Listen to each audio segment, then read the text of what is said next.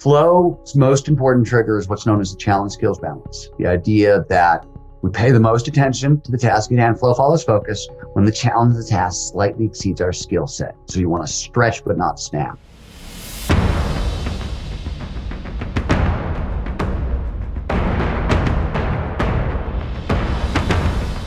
Ladies and gentlemen, welcome back to the Muscle Intelligence Podcast. I am your host, Ben Pakulski. Thank you so much for joining us here today. This podcast is my passion project to truly understand what goes into getting the most out of our life. That could mean physical, that could mean mental, that could mean spiritually and emotionally, and all the facets of an exceptional life and ultimately being an exceptional human. One of the things that I'm most often quoted as saying is, I'm passionate about people who begin where everyone else ends. People who truly aspire for excellence in their life. They teach us where our boundaries are. They teach us where our limits are, maybe where our limits are not. Today's author is very much in alignment with my mission. Stephen Kotler joins me today. Stephen is a New York Times bestselling author, an award-winning journalist, and executive director of the Flow Research Collective. He is one of the world's leading experts on human performance and flow. And if you don't know what flow is, you're going to want to listen carefully to this podcast.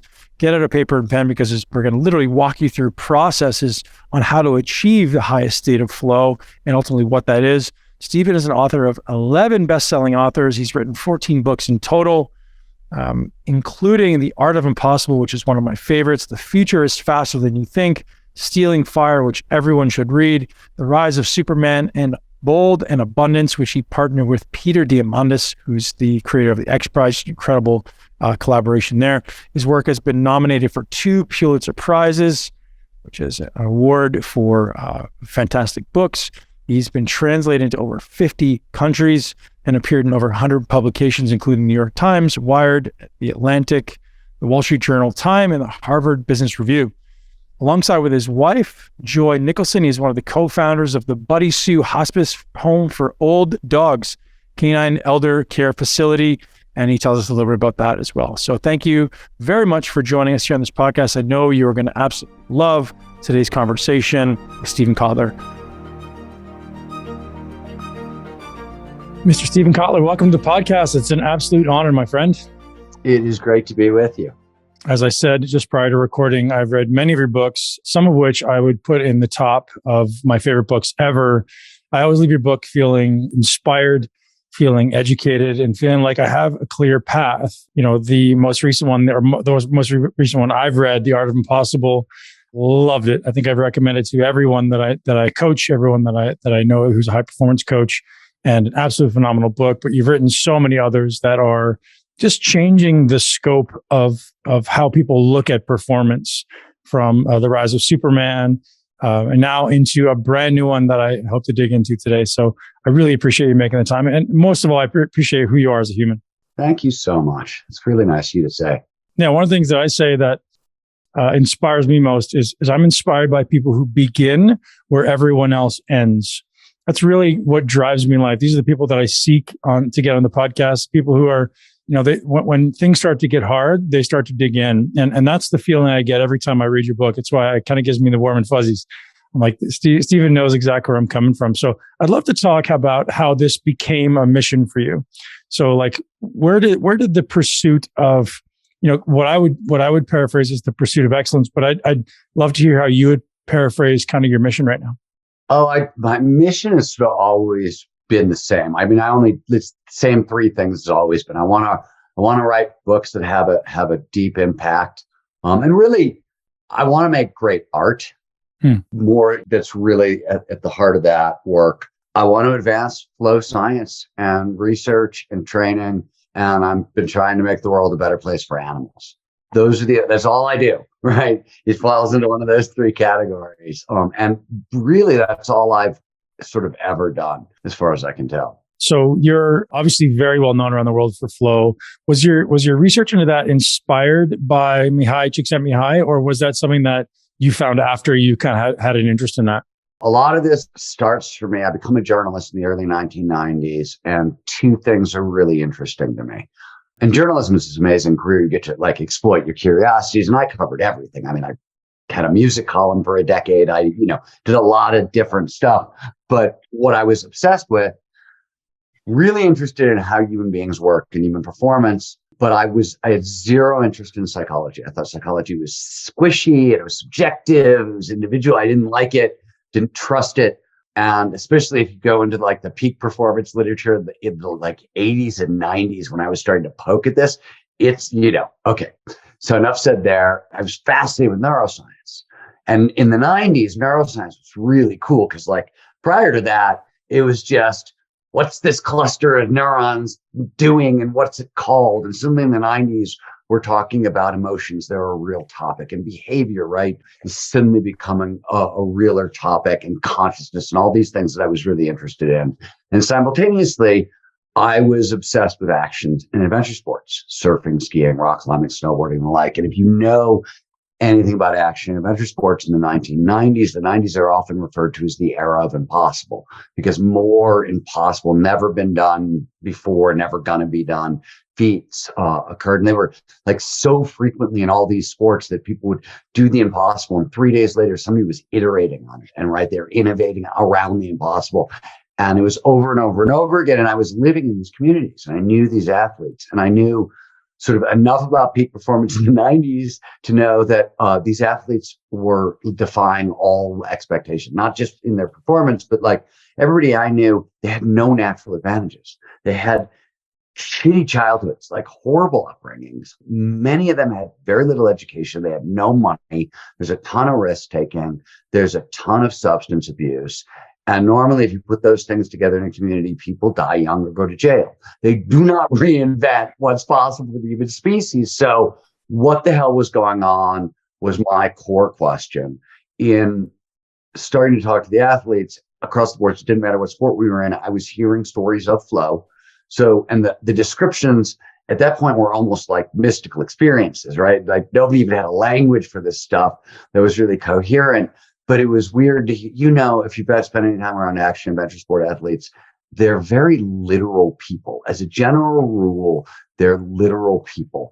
And some of it comes from spending your life, in fall you die situations. Like there's a certain kind of truth telling and literalness in everything. And yet I'm hearing the same crazy language around flow out of all of their mouths. And that was where it started to catch my attention. And I came in through the neurobiology. So it wasn't, I was writing a small furry prayer, which was already my second book on flow. When it was about book about the relationship with humans and animals, and I needed to know if dogs got into flow. I started to realize I was getting into flow states while running with my dogs in the backcountry, and that sounded crazy. And so at that point, I emailed Mihaly Csikszentmihalyi for the very first time, and that was how we met. But I had already been working on like the neurobiology of flow for 5 or 6 years by then. In fact, I will tell you something funny about that, because all of like the core idea that I laid out for where I thought flow came from neurobiologically in West of Jesus, my second book, really my first book on flow, my first nonfiction book, we just published a paper in Neuroscience about behavior reviews on the first few seconds of flow, what happens in the brain as we transition into a flow state. And it is literally the same idea I've been working on since I wrote West of Jesus in like 2000 when I was doing that research. It's, finally in 2023 or 2022, right when it came out, I finished that puzzle, I think. So I'd love to have you walk us through it, because that's really interesting, because I know you've written about it in a couple of your books, and some of the places where you speak online, you talk about the neurobiology, what's actually happening in the brain at that point. So first, if you could define flow, because I don't want to assume the audience knows what that is. And then if you want to talk a little bit about what's actually going on in the brain. For sure. So flow is technically defined as an optimal state of consciousness where we feel our best and we perform our best. More specifically, it refers to any of those moments of rapt attention, total absorption. It's so focused on the task at hand that everything else just seems to disappear. Sense of self-consciousness is going to diminish. Time's going to pass strangely. Sometimes it'll slow down into that freeze frame effect, maybe in a car crash. Much more frequently, it speeds up and 5 hours go by in like 5 minutes. And throughout, all aspects of performance, mental and physical, go through the roof. So that's flow. Now, when psychologists define flow, they take it one step further. They say, hey, the state has 6 core phenomenological characteristics, ways the state makes you feel. I just listed a bunch of them. It's complete concentration on the task at hand, merger of action awareness, the diminishment of self, time passes strangely. We don't feel peak performance. We feel a sense of control. I'm controlling things I can't normally control. Mm-hmm. And finally, psychologists talk about the experience as autotelic. It's a fancy way of saying an end in itself. It means that flow is so ecstatic, so joyous, so underpinned by addictive motivational neurochemistry that it is one of, if not the most pleasurable experience on earth. And not just pleasure, but meaning and well-being and overall life satisfaction. The people who score off the charts for all those things are the people with the most flow in their lives. Neurobiologically, there's an entire sort of suite of things that we are looking at. It stretches from, if you're trying to brain waves, there's a baseline signature for flow, which appears to be sort of between alpha and theta. Is that consistent across everyone?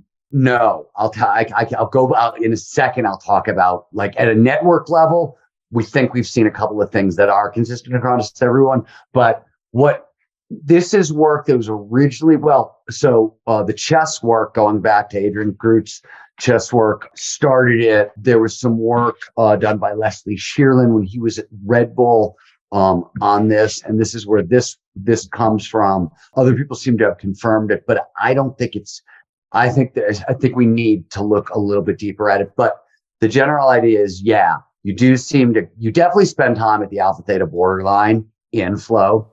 But every time you make a decision, right, there's a decision-making cycle in the brain. Will pop up to high beta and whatever. And it seems like one of the big differences between peak performers and everybody else is when peak performers come out of that alpha theta borderline, they can smoothly move back to it. Mm-hmm. And most other people get hung up somewhere along the way. That seems to be one of the differences. From a network level, take it the next level out. One of the folks I got to co-write with in our paper for the first few seconds of flow was Dr. Richard Husky at UC Davis. He has done some great work on sort of network, what's going on in a network level in the brain.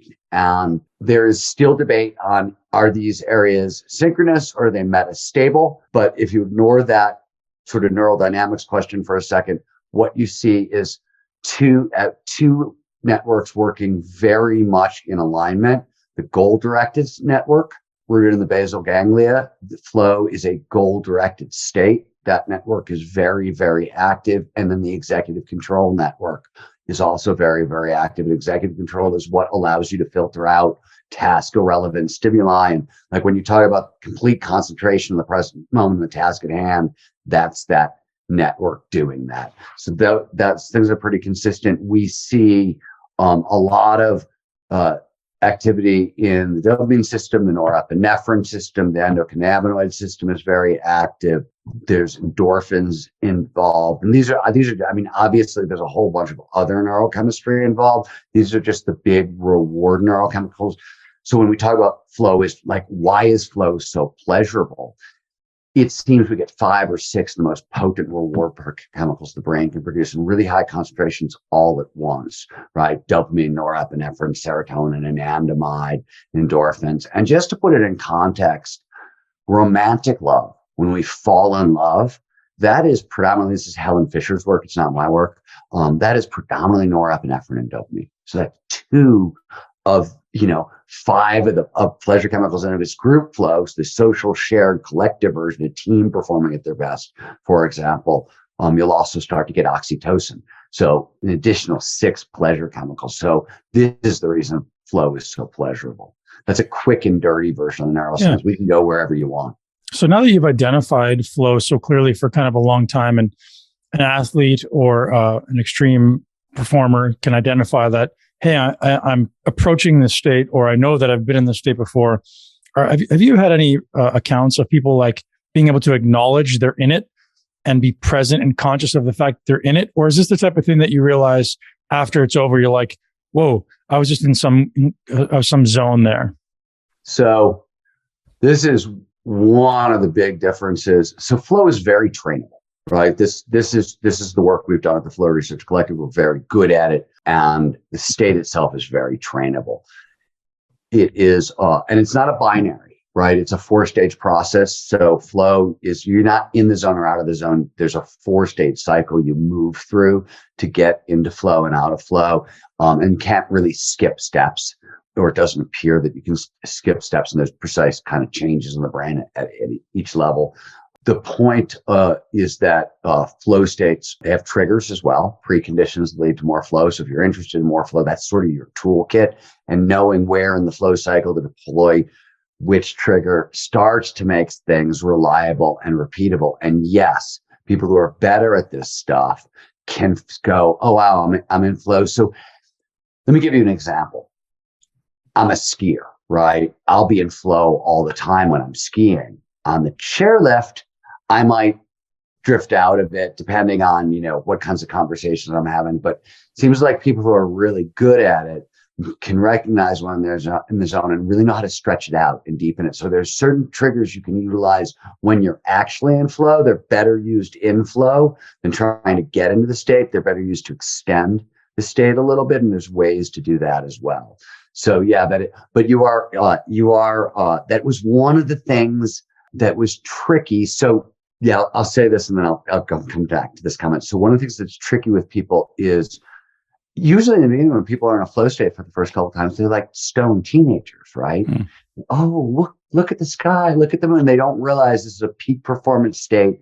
You can make it reliable and repeatable. It's generally rarer than a lot of other states, and you want to use it, right? You don't want to like just sort of like flit it away and let it drift away. So learning to recognize when you're in flow without knocking yourself out of the state can take some practice. It's definitely something you have to learn how to do through experience a little bit.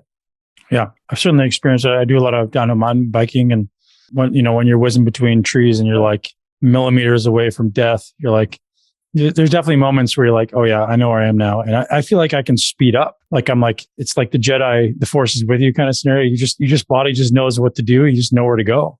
So a couple of things. One, I don't know if you know this or not, but you are sped up, but dopamine and norepinephrine, among their many attributes, they enhance both fast twitch muscle response and pattern recognition.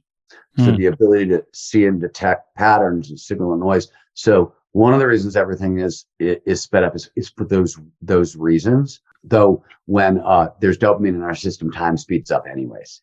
It's one of the fastest ways to influence time perception in the brain. Would you be willing to share the 4 steps, or do you want people to go and pick up the books? In the flow cycle? Yeah. Oh, sure. I'm happy to talk about that. This research originally was done by Herbert Benson at Harvard cardiologist. He wanted to rename flow the breakout principle to go along with his relaxation response, because that wasn't a bad enough name. Now we're going to try to rename.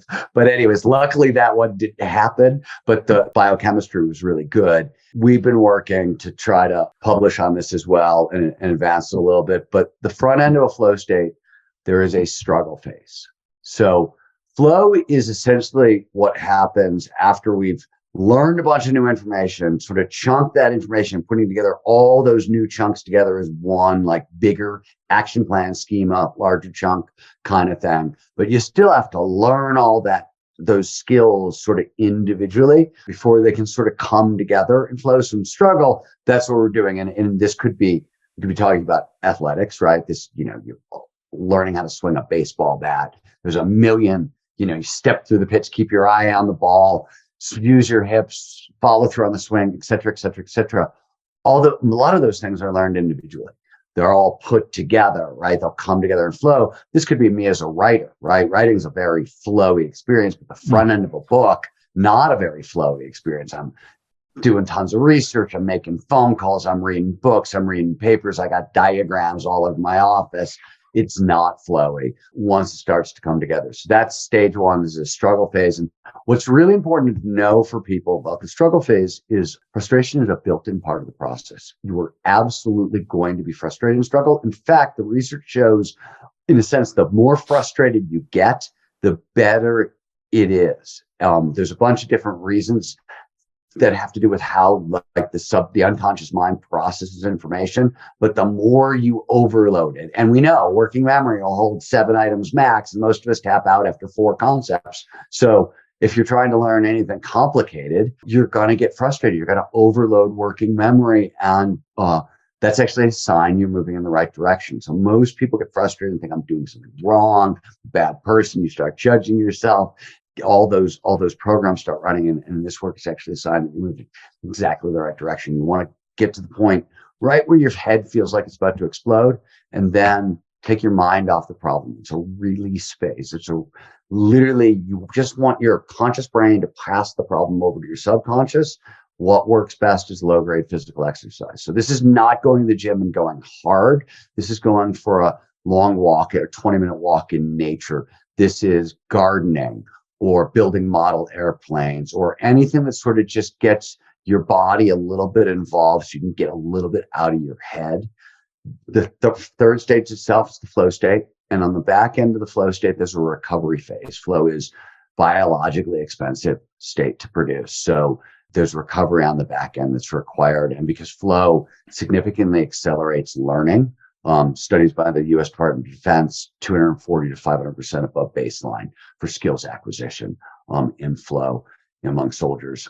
So you're going to need delta wave sleep, right, to pass anything you've learned in flow. Not only do you have to you need an active recovery protocol in place, but you also are going to need a good night's sleep on the back end to actually gain the benefits of flow. So you mentioned, kind of special forces type people. Are they using this protocol repeatedly to try to acquire skills more reliably? So this study actually wasn't done on special forces. It was done on marksmen, I want to say. It was target acquisition shooters. We have done work with special forces, but no, I don't know what you know about the special forces community, but sleep is a major problem.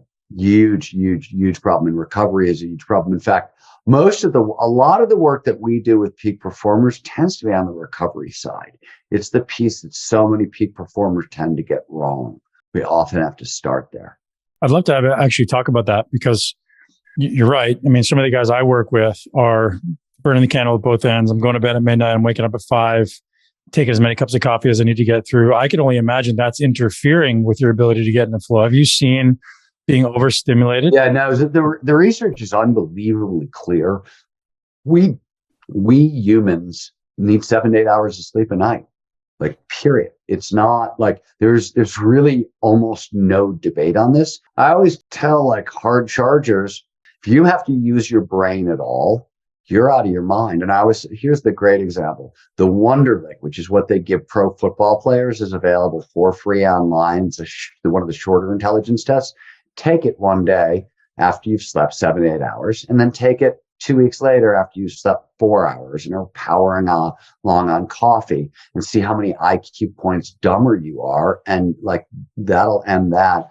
It's also, so there's a bunch of stuff going on, but the biggest problem that people don't understand is when you are running on lack of sleep, your brain is much more likely to treat almost every situation you're in as a threat. You're going to overproduce cortisol. You're going to overproduce norepinephrine. There are massive penalties for this. There's all kinds of physiological penalties too. It's really bad for your system. But the more norepinephrine in your system, you'll lock yourself out of flow. You'll block learning. You shut down creativity. So the more fear, nervousness in your system, the more logical and linear, tried and true, safe, secure, what worked a million times before solutions the brain wants. It shuts down the entire upper portion of your creative brain by like just not getting enough sleep for those reasons. It's really, really a kooky thing you don't want to mess with. How much is unconscious competence a part of achieving flow? Like you spoke about bringing all these pieces together.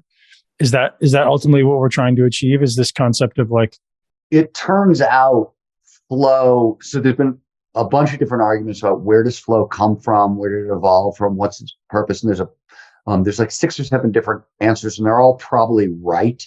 But one of the answers that appears to be right is flow is literally a sign of mastery.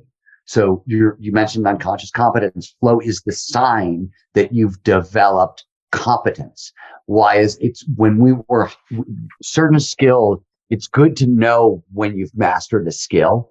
So the thing for, especially from an evolutionary purpose, is you don't want to like, go try to hunt down, a tiger until you've mastered the spear kind of thing. So it's good to know when those skills are come on. And so there's some thinking that says flow is actually the sign of mastery, and that unconscious competence. Now, I will also say that though I cannot prove this to you in the science at all, I can just tell you anecdotally and from 30 years of looking at this is what I consistently see. One of the things that happens is flow, you tend to get like flow the first time all the skills come together.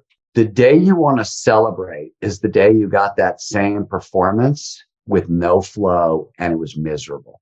And usually that's a couple months later, right? So usually all the stuff comes together in flow and it's a taste of what's actually possible, and takes you to a couple more months to get to the point that you could do all that same stuff without flow. And that's usually a sign that you're going to get another really big, deep flow state that comes next. And that unlocks sort of the next level. And it seems to work that way. Yes, it's the sign of unconscious competence, but it also like to do it, when you're not in flow, when you're not feeling your best. That usually takes a little while longer, but I always say those are my favorite days on the mountain. I mean, they're horrible days, right? They feel terrible on the inside, but or a day when I'm in the gym and I'm able to like hit a max lift feeling terrible. That's always an awesome day because I'm like, okay, if I feel this bad and I could do this, good. The upper limit is now someplace higher. Very cool. You have this uncanny ability to take things that are seemingly incredibly complex or hard to define and then create a process around them. So, the art of impossible, the habit of ferocity, flow, you literally take these things that people are these kind of obscure places that people get to or want to get to, and you create processes behind them. How much of that would you say is like inherent in your personality versus attributable to flow? Like you actually... I want to know how things work. I need to understand them. And I don't think I'm that smart. So I have to like break it down into really simple steps to figure out how it works. And that's just me trying to understand. And there's a very particular, one of the advantages I think I had in doing a lot of this work is by the time I graduated college, I was already sort of a novelist working on, and when you have to hold 500 pages in your head and move them and be able to move them around, those sorts of things, what came first, those sorts of questions become really, really important. And when you're telling other people's stories, when you're writing long magazine articles, the same sort of set of skills of just like, you got to put this stuff in an order in your head that you can move it around. Otherwise, you don't get to have this career. So those two things, somehow might like need to understand things and then my need to like be able to move large amounts of information around in my head to do my job. Those two things came together and I think really worked well for me. But that was the same frustration I had with psychology. Like it was one of the reasons why it took me a really long time to truly understand how brilliant Csikszentmihalyi really was, because the psychology was not practical enough. It wasn't like, that's why the neurobiology caught my attention. I was like, oh, this stuff is practical. It's useful.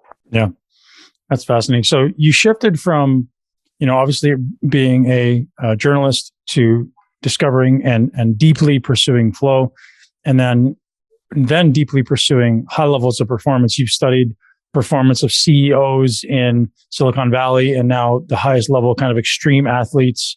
Talk to me about like your cognitive direction. So is it just like you find things that you're really interested in and you pursue those?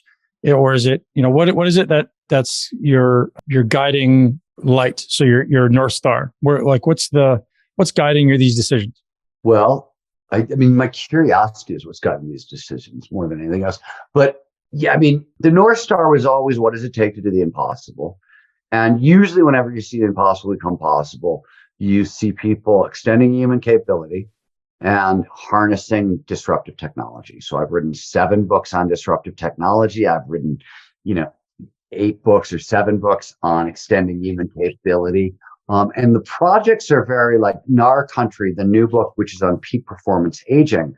Mm-hmm. That was a topic I started poking at in the 2000s, right? Really, really early, looking at everything from like longevity science to regenerative medicine, really early days there. I was already running peak performance aging experiments because my wife and I run a hospice care sanctuary for dogs, and we have for a very 20 years now. And so we were doing, this was like really hardcore applied work because our specialty in our dog work is like the worst case scenarios you can find. Like if you're a 3-legged, 1-eye geriatric chihuahua with an abusive past, cancer, heart disease, flatulence, and 4 other problems, you're our guy. And so we had been doing healing work there. And then other things start to fold into those things. That's what becomes the stuff that you see in public are those things where everything I've been curious about starts to fold into it. And that's what happened with peak performance aging. So Mike, for example, Csikszentmihalyi wrote, he's really famous for his books on flow, but he wrote more books on adult development and flow as an engine for adult development and flow and aging and well-being and all those questions than he did, the flow stuff that most people are familiar with. So some of it was just like the natural evolution, following my own field right in. And I just, I ended up following Mike's footsteps in that one very much. And it was a lot of our country came out of the last conversation I had with Mike, which is the last conversation we had before he died. And I'd been working on, but it was the impetus to write it, like conversation with him finally sort of snapped it all together. And I was like, okay, yeah, now I see a way forward. So it's usually that things are just threads are coming together and they're coming together and they're coming together. And finally I'm like, oh yeah, I got to write a book about this. Yeah, so that's why I asked the question. I'm trying to find the common thread, right? Like when people are doing something so repeatedly, like you are always putting out these perennial bestsellers, I'm just trying to identify what in your mind is the common driving thread. So if it's doing the impossible as a human, how then do we, the question that I think that you're asking is, then how then do we repeatedly do the impossible? So you're trying to ultimately kind of systematize and objectify recreating the impossible. Is that paraphrasing kind of like where this has come from? Yes. I mean, it's just peak human performance. And how does that work? Right? Like, what's the neurobiology of peak human performance? And it turns out, so the impossible, quote unquote, the impossible is just a really good shorthand for, there's no such thing as the impossible, right? Whatever we've called the impossible is just like what we haven't gotten to yet. Now it may turn out to be impossible, but right. So I just use it. To me, it's a shorthand for if you're looking for examples of human peak performance, whether it's, people taking sci-fi ideas and turning them into sci-fi technologies, or, somebody setting a new 100-meter sprint record, you're looking at peak performance, right? So one of the reasons I started in action sport athletes for studying flow, for example, is it was very hard in early research to, were your subjects in flow or not in flow? But at the upper level of action sports, if you're living through the experience, you were in flow. There's just, there's just no other way to do a lot of the stuff that's going on. So it was just a really good, feedback. Now I know. Now we've got a bunch of different ways to measure. You can take different approaches. But when I was starting, how do you know your research subject is in flow was a really complicated question. Yeah. So what I'm getting to is how can we predictably and reliably reproduce these peak performance states, right? So it sounds like you've kind of started to create these subcategories. So it sounds like physical fitness is a big part of it. It sounds like mental fitness and ultimately focus is a big part of it. It sounds like mastery is a big part of it. Are there other facets that I'm missing that you're like, hey, this is a big piece? Well, so it depends where we are. Are we talking about peak performance aging? Or are we talking about peak performance? Because there are slight differences. But if it's peak performance, it's the work that was an art of the impossible. As you know, if we're talking about peak performance, there are 5 physical categories, right? Strength, stamina, agility, balance, and flexibility. Those are the basic 5 core there's a bunch of other stuff in and around. We've got fast twitch muscle response and stabilizers versus prime movers and all that stuff. But like those 5 categories that you want to be training. And it turns out on the cognitive side, when we talk about cognitive peak performance, we're talking about 4 categories. There's a bunch of subheadings under these categories, but process always starts with motivation. Then there's a bunch of things under the heading of learning, then a bunch of things under the heading of creativity, and then finally a bunch of things under the heading of flow. That's the full suite for cognitive peak performance. And the way I like to think about the cognitive suite, and I talk about this in the Art of Impossible, is motivation gets you into that game. Any peak performance game, motivation is what gets you there. Learning allows you to continue to play.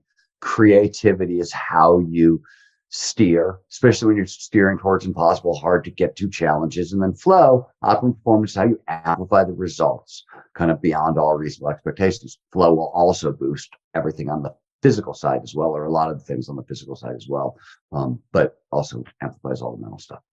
All right. That was a great kind of, all this was for me leading up to this most recent book. I just wanted to understand the path and, ultimately reproducing the highest level of physical capability that we can, cognitively, certainly, and physically. And now we land on your most recent book, Nar Country, which is coming out, I believe, in February. It is. All right. So tell me about that. So first, what does that mean? What does Nar Country mean? Nar Country is NAR is action sports slang. It's short for gnarly. Gnarly, yep. And I said earlier, action sport athletes are really, really literal. When you use the term gnarly, it has a very specific meaning. It is describing an environment that is high in perceived risk and high in actual risk. Country, any terrain, landscape, fictitious or real, right? Makes sense. But as it turns out, Nar Country is a great description of our later years. This is a book about peak performance aging, right? And Nar Country is a great description of our later years, high in perceived risk, high in actual risk. And it turns out once you sort of understand peak performance aging, it's a really good description of sort of the gritty mindset that you need to thrive in the second half of our lives. So that's where the title comes from. All right, you're talking my language. What does that look like? I want to thrive in the second half of my life. Let's start to decode it. Let's start to uncouple what this looks like. Don't let me not talk about mindset in a second. Of course. Okay, but I'm going to start someplace else. I want to start with the traditional theory of aging, which I'm guessing most of your listeners know enough no longer to subscribe to. But let's just start there. And I like to call it the long, slow rot theory. And it's the idea that dominated, right, the 20th century and still dominates today, that all of our physical skills, all of our mental skills decline over time, and there is nothing we can do to stop this slide. And it turns out that's not true at all. The vast majority, not all yet, but the vast majority of the skills that we used to think declined over time, there's nothing we can do to stop the slide. They certainly do decline over time, but it turns out they're all use it or lose it skills.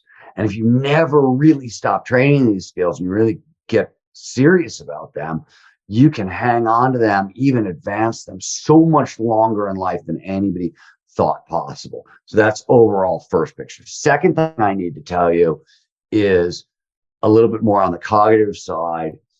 Turns out that rather than like all of our mental skills falling off a cliff, as we enter our 50s, because certain genes only get activated with experience, and a bunch of other neurobiological reasons, you gain access to a legitimate suite of cognitive superpowers in our 50s. So the first thing that happens is we gain access to whole new levels of intelligence that open up for us, right? We get to start seeing things from multiple perspectives. So everything from abstract reasoning to problem solving to analytical thinking improves. Is this a result of simply something biologically that happens at a certain age, or is this a result of the accumulation of wisdom? I'll go through the rest of the biology. Some of the genes get active. What happens more than anything else is the two hemispheres of the brain, they sort of work in opposition for most of our life. They start to work together like never before in our 50s. It gets really good in our 60s and 70s, but it starts in our 50s. The other thing that happens is the brain starts to utilize underutilized regions. So regions that haven't been colonized, the brain will go, oh, there's some empty space. Let's be redundant. Let's colonize that. Let's use that, make some new neural nets, etc. All those things start happening in our 50s. And as a result, new levels of intelligence, whole new levels of creativity. And this includes mostly divergent thinking. So outside the box thinking, the hardest area to train. We also gain access to whole new levels of empathy and wisdom. And wisdom is a very distinct neurobiological trait. So all those things start coming online in our 50s. What is at the heart of our country, and you get a kick out of this, is so I had been doing this work and looking at all these ideas for a while, but one of the classical saws is that you can't teach an old dog new tricks. And outside of all this research that I'm talking about, there was stuff coming out of flow science, out of embodied cognition, a couple other places. And I said, if this stuff is right in theory, you should be able to learn really difficult, even impossible skills later in life than anybody thought possible. And so I took a bunch of those ideas, I blended them together into a protocol, and I decided to see if I could teach myself how to park ski in my 50s.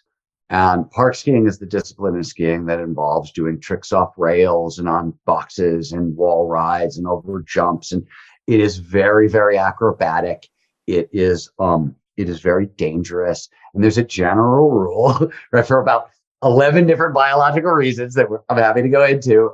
There's general thinking that if you haven't learned how to park ski over the age of 35, it's going to be really difficult. And over 40, 45, 50, crazy, impossible is what you hear. And I said, no, I don't think that's going to be the case. Let's see. And we found a bunch of different ways to measure it. I mean, I basically made a trick list, 20 tricks that was essentially zero. I had zero skills when I went in, by the way, knew no tricks. Was a good skier, but couldn't park ski at all. And these 20 tricks would have got me from zero to intermediate. And I thought, if it takes 5 years, cool, whatever. It took under a season for me to, and my ski partner, who's younger than me, and a former sponsored athlete, but had walked away from the sport because he got injured, had a family, job, whatever. He was using the same protocol, and he went ridiculously far, ridiculously fast. And we thought, okay, this is cool.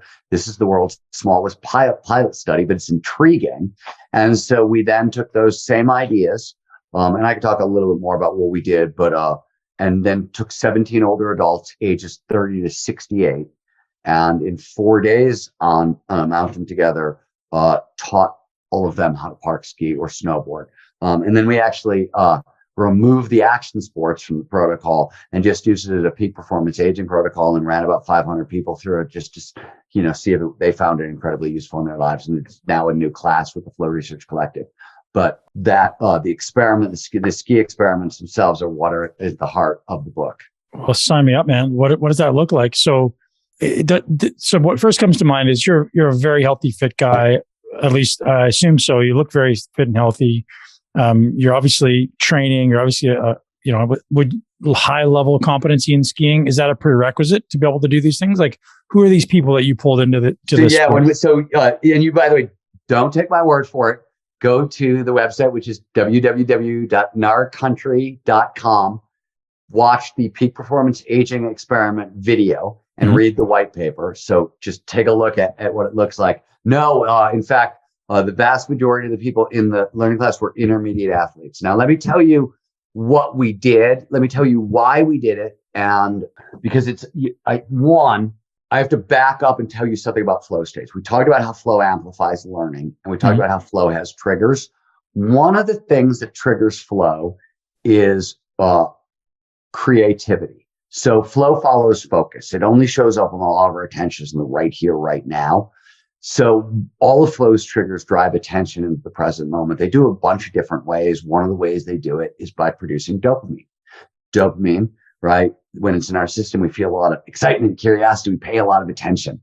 So when we link ideas together in a novel way, that's creativity. That produces dopamine. That's pattern recognition. Pattern recognition is so fundamental to survival. It's what all neurons do at a really basic level. We get little squirts of dopamine.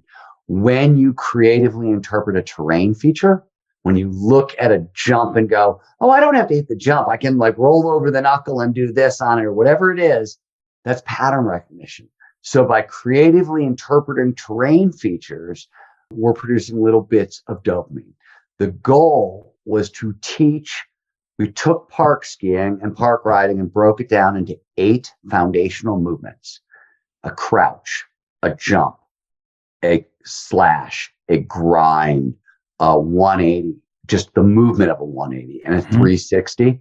The goal was not to teach anybody how to park ski. We weren't going to teach you tricks. We were going to teach you how to do these new movements and how you could use them to interpret terrain in a new way. Along the way, we figured these creative decision-making things will start producing dopamine, will drop people into flow, and flow will take care of the learning and the trick progression for us. And that's exactly what happened. So we focused on 2 movement patterns a day on the hill and worked that way. The goal was to go 1 inch at a time, start with an established movement pattern, something you can do 100% of the time with zero fear and no problems. And intermediate skiers, everybody there could stop, throw a hockey stop, right? We throw your skis or your snowboard sideways and you stop because everybody was at least an intermediate. That's a grind. It's a slash also, depending on which way your body position is and where you're aiming on the hill. So everybody already had one basic move that I knew they could do. We often started there, like instead of hockey stopping on flat ground, here's a slightly raised snow berm. Let's grind across it, and like little snow grinds and things like that was where we started with it, and built up from there. So this 1 inch at a time protocol, and we used basically a follow leader style protocol. So the goal was follow the person in front of you, do what they did if you can do it. If you can't do it, if they threw a 360 in the air and you can't do that, throw a sliding spin 360 on the surface of the snow. If that's too much for you, throw a 180 sliding spin. Progress it down to wherever you are, 1 inch at a time.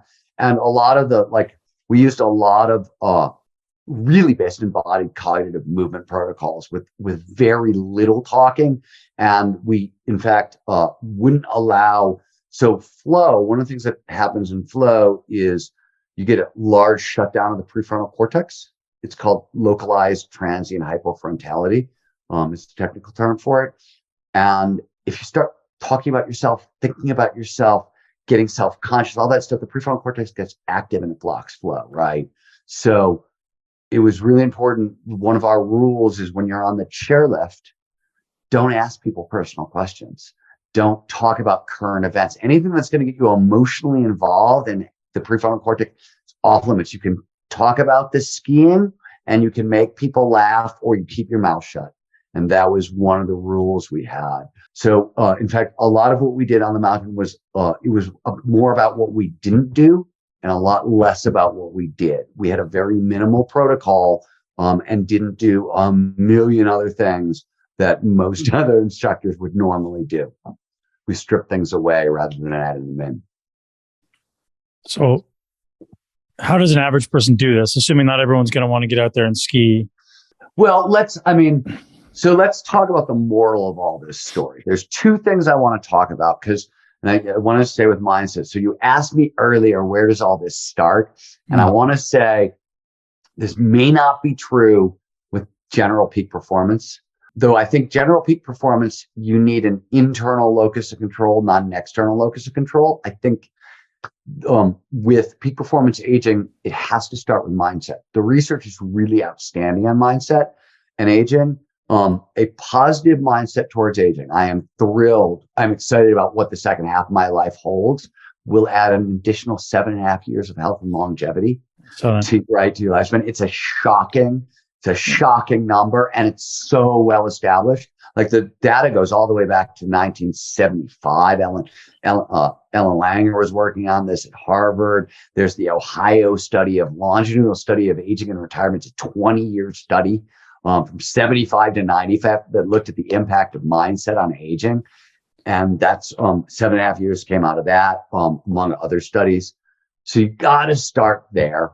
Just so the audience knows, locus of control, internal, I'm in control of my destiny and my outcomes versus something else being in control. Yeah. And, I don't think there's a whole lot. Like a positive mindset towards aging is like an internal locus of control as well, right? You're believing that you can have an impact on the second half of life. So you definitely got to start there. Now, if I were to summarize peak performance aging, everything in a sentence, and then we can spend the rest of our time together breaking down what these words actually mean. You are interested in engaging in challenging social and creative activities that demand dynamic, deliberate play in novel outdoor environments.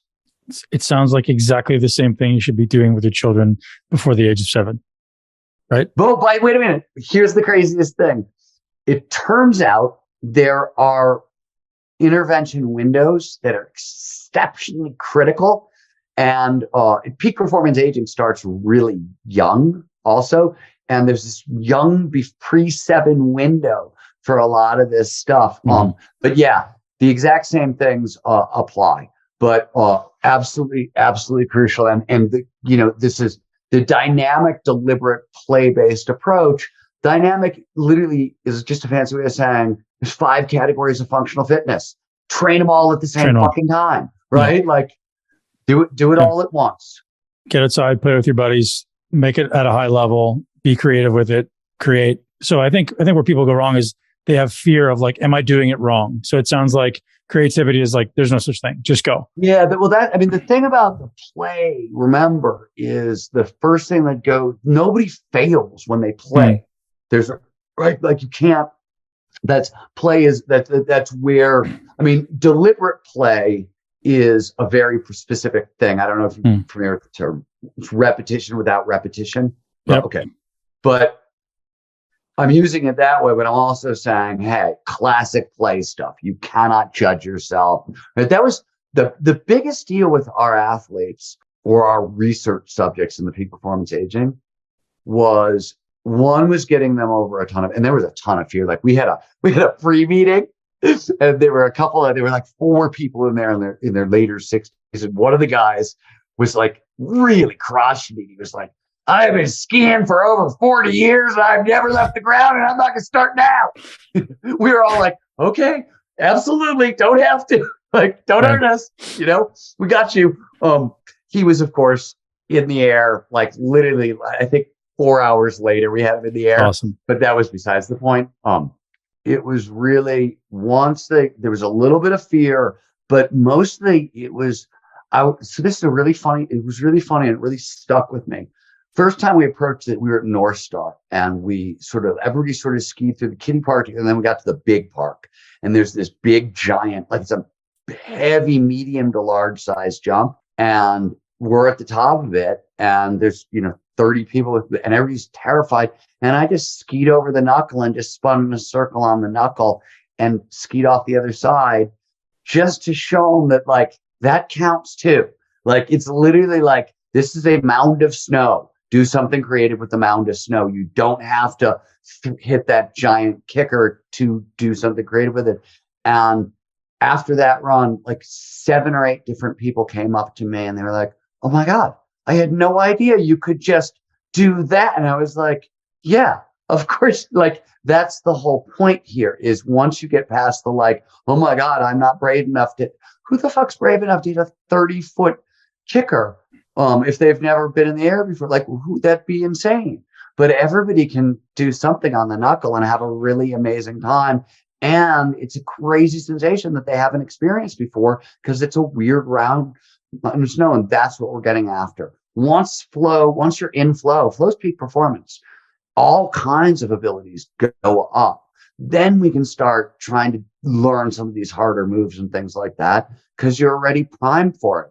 But like, let's have some fun. Let's play and not judge ourselves to like give ourselves a chance to learn. I always say this is always the problem with passion too. People often want like, they really want like mature passion. And they forget that passion on the front end is just a mild curiosity. Right. It's just, it grows into passion. But like, you think about like, they always think, you ask for a basketball example, people talk like LeBron James in the finals, scowling in for a windmill dunk or, take your pick. And you're like, well, yeah, that's, passion after 40 years of working at it. It started, he was like a 5-year-old trying to sink baskets in his driveway. That's what it looks like on the front end. And so you have to like sort of forgive yourself for like not looking like mature LeBron and looking like a little kid, but that's where it starts for everyone. Yeah. So it sounds like certain base level of physical competency, physical capability has to be there. So physical fitness is a part of it. Like you wouldn't jump off a ski hill if you couldn't land it and confident you weren't going to tear your hamstring or something like that. So there has to be a certain base level.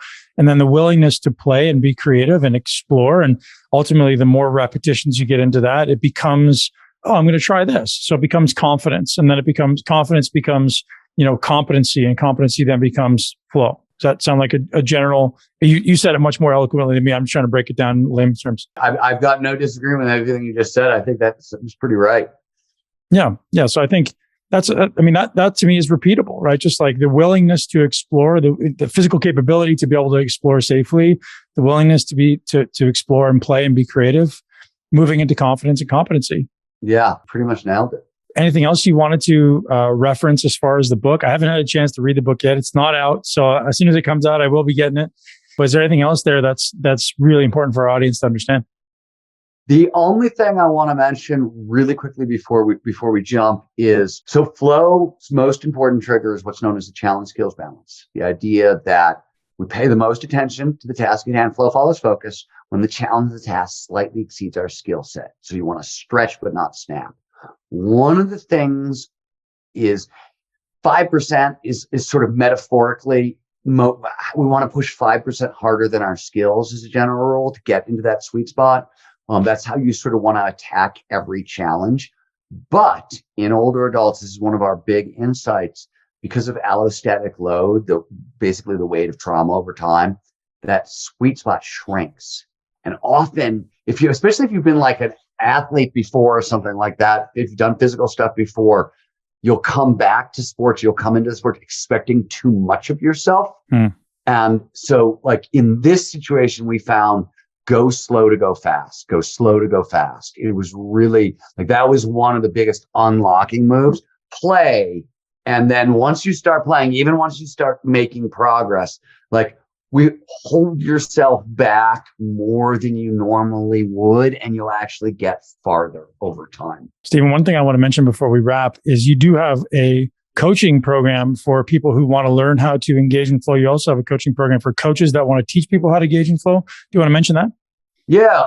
Anybody who's interested in the in Zero to Dangers, our flagship flow training. It's an 8-week training. You go through with a PhD coach, psychologist or neuroscientist as your coach. It is not, it's some work, right? It's a hard class. We get phenomenal results. We see on average a 70-80% increase in flow. And for anybody who's curious, you can go to getmoreflow.com. Sorry for the cheesy URL, but it sticks in people's minds. Getmoreflow.com. And you can sign up and it's a free hour-long peak performance coaching interview. People love those interviews. Nobody on my staff is allowed to hard sell anything. So nobody's going to try to sell you anything. They're really just going to listen to you and say, hey, this is what we're doing. Here's how we think it might help. And that sort of thing. And that's free for anybody. So do they take it and apply it to the things that you're trying to achieve flow in? So if I'm trying to write a book, would they teach me how to achieve flow in that state, or is it specific modalities that they encourage? No, so flow is ubiquitous, right? It shows up anywhere and anyone, provided certain initial conditions are met. So it's wherever you need to apply it. Usually people want more flow at work. That's the vast majority of folks we're training are, C-suite executives. Perfect. Stephen Kotler, I'm incredibly grateful for your time, sir. I want to be respectful of it. Thank you for being here. Do you want to direct people? We sent a few URLs, but you want to send people to the book, narcountry.com? Narcountry.com. And this is going to run before pub date, which is February 28th. We have an amazing pre-sale campaign. We're giving away like $1,800 worth of free peak performance training tools with every pre-sale, with every book you order, just because it helps me out so much. Yep. In our campaign. So narcountry.com, getmoreflow.com, and you guys are styled out. I'm stephenkotler.com if you want to learn more about me. We will link to all that and more in the show notes. Stephen Kotler, thank you very much for being here, sir. Massive respect and gratitude. Thank you, Ben. Fun hanging out. And that's a wrap, ladies and gents, boys and girls. Thank you for being here. Thank you for listening to the Muscle Intelligence Podcast. I'm doing my best to understand health at a new level. I believe that when it came to muscle building, when it comes to muscle building, I've understood a lot. I've spent a lot of years mastering the muscle building process, the fat loss process. And now it's getting into really what are all the other facets that are holding people back? Because I've had tremendous success helping people build world-class physiques, getting in the best shape possible, getting absolutely shredded. For a small subsection of the population, this seems to be easy, right? It seems that we figured it out. It's not a challenge anymore to help anyone build as much muscle as they're willing to invest in or they're willing to work for. But there's a small subsection of the population that is struggling with things like health optimization, gut optimization, hormone optimization, sleep optimization. Maybe we're focusing on balancing muscle building and longevity, which is a really huge focus of mine. How do we balance those two objectives? I want to be lean, healthy, and muscular, but I also want to live long. So these are the new directions of the Muscle Intelligence Podcast. Muscle building will always be at the core of what I do because I believe it's the most important organ for longevity. Yes, muscle is an organ. It is an endocrine organ that sends and receives signals, which is ultimately the definition of an organ. And so we need to take care of our bodies on every level, and definitely prioritizing your ability to get strong, your ability to be muscular, your ability to move well, in its ability or its value in adding to your long-term vitality. If your goal is feeling great, performing great, and looking great now and forever, let's all prioritize this together. Thank you for being here, ladies and gents. Thank you to Sleep Breakthrough for, again, giving us an incredible product. Our friends over at Bioptimizers never seem to stop putting out amazing products. If you're not already using Bioptimizers, I never leave home without masszymes to help my digestion, specifically when I'm trying to improve recovery and protein digestion. Magnesium Breakthrough if I need to calm my nervous system, if I need to train hard and make sure my body is relaxed enough to recover. And now Sleep Breakthrough, an incredible new product from our friends Matt Gallant and Wade Lightheart over at Bioptimizers. Ladies and gents, thanks for being here. Have an amazing day. Let's keep crushing it together. And I look forward to seeing you on the next Muscle Intelligence Podcast. If you're not already subscribed to my YouTube channel, guess what? I am coming back to YouTube. So if you've been following me on YouTube recently, you're just getting the podcast. But here's what you can expect. I'm doing a lot more training videos. I'm doing a lot more lifestyle optimization, mindset optimization videos because you've asked for it. Ladies and gents, thank you so much. I get hundreds of requests every week for people saying, hey, Ben, I really want you to come back and do more training videos. I want you to come back and do more mindset optimization videos. And you asked for it and you got it. Thanks for being here, guys. Go over to YouTube right now. Follow Muscle Intelligence there. And I promise there will be lots of amazing stuff coming your way. Enjoy your day. Thank you so much for tuning into Muscle Intelligence. If you enjoyed today's episode, please be sure to share it with at least one person you know. And make sure you're subscribed so you never miss an episode. This podcast is for information purposes only. The statements and views on this podcast are not medical advice. This podcast, including Ben Pakulski and the producers, disclaim responsibility for any possible adverse effects from the use of information contained herein. Opinions of guests are their own, and this podcast does not endorse or accept responsibility for statements made by guests. This podcast does not make any representations or warranties about guest qualifications or credibility. This podcast may contain paid endorsements or advertisements for products or services. Individuals on this podcast may have a direct or indirect financial interest in products or services referred to herein. If you think you have a medical problem, consult a licensed physician.